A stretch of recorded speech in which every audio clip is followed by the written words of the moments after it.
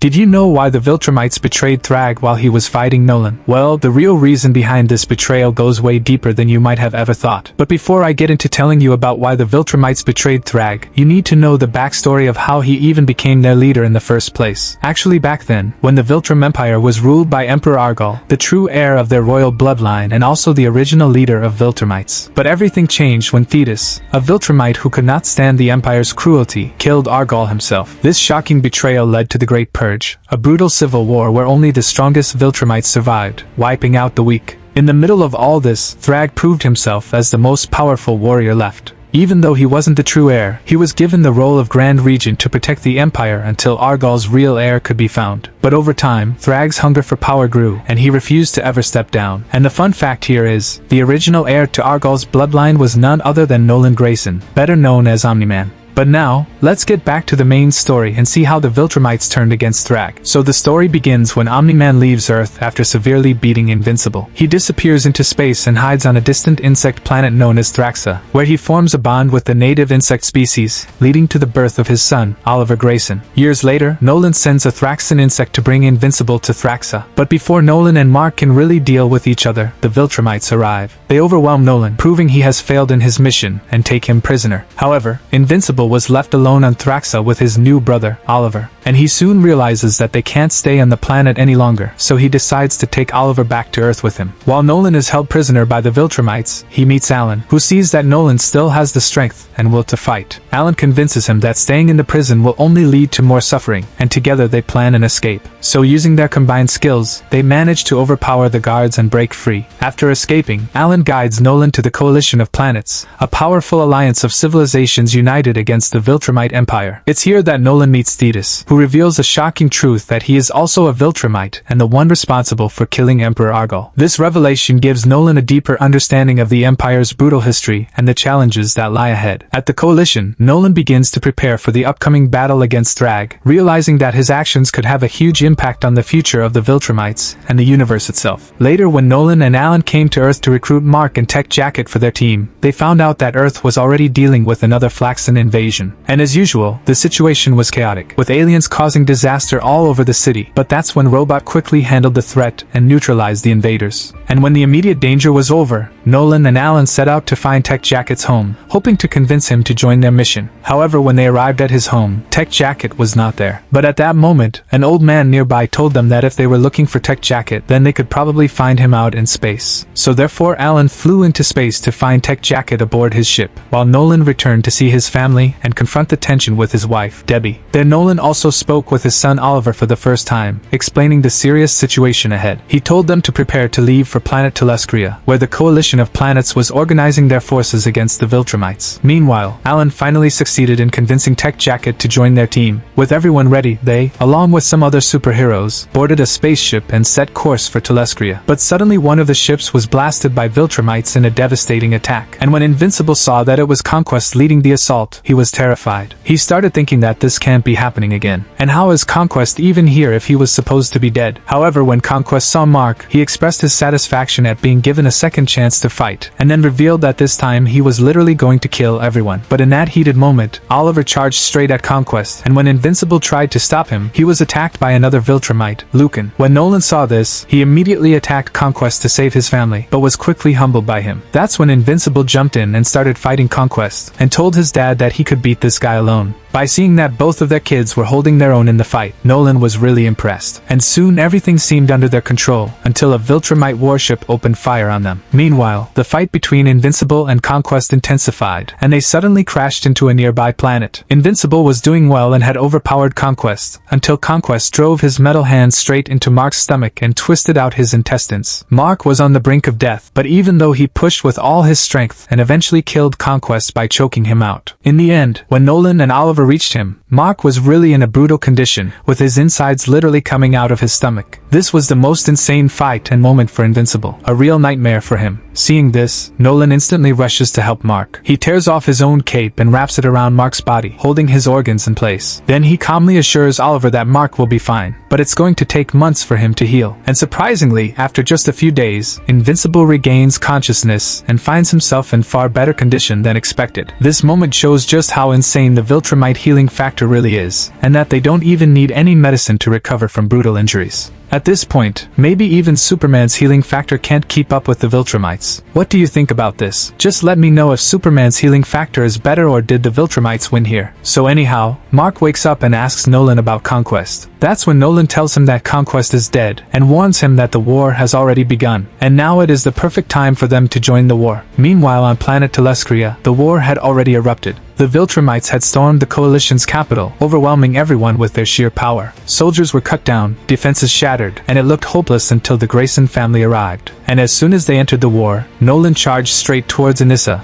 locking her in brutal combat. At the same time, Mark and Oliver ripped a Viltrumite warship, tearing it apart from the inside, leaving nothing but fire and wreckage in their wake. The Coalition rallied behind them, and together, they turned the tide. And believe me, this was for the first time that the Viltrumites faltered and got outnumbered, and chose to retreat to their home planet Viltrum. Thragg literally ordered a withdrawal, pulling his warriors back to the shattered ruins of the Viltrumite homeworld. There he promised that they would regroup and prepare for a devastating counterstrike. Eventually, in the aftermath on planet Telescria, Thetis tells everyone that the war is over, but this is their only chance to end the Viltrumite Empire forever.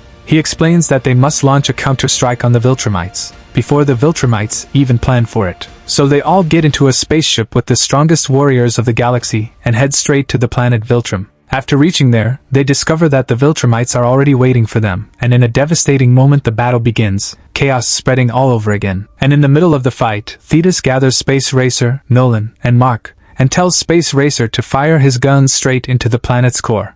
That's when the three of them shoot into the planet, destroying it completely. Viltrum was utterly destroyed, and when Thragg saw this, he cried out in rage, and then he instantly ripped off Thetis' head and crushed his skull in anger, declaring that Argall's killer is finally dead. Now Thragg went into full carnage mode, and brutally beats Nolan and Mark and leaves them to die in space. And then Thragg takes all the Viltrumites toward Earth. Later, Nolan and Mark were luckily rescued by a Coalition warship, where they were healed and reunited with Zack and Alan. It was then that they got to know that the Viltrumites were now on their way to Earth, so they too immediately set their course for Earth, and they were thinking the worst scenarios possible in their mind, and were also hoping that everything should be fine. But when Nolan and Mark finally reached Earth, everything was normal and Thragg was already there waiting for them. This time he didn't attack and spoke calmly, almost like he wanted to make a deal. He makes a proposal saying that since Viltrum had been destroyed, the Viltrumites no longer have a home to live in, and he tells them that Earth would be their new world, and promised that they would not interfere with humanity, as long as they were allowed to live there.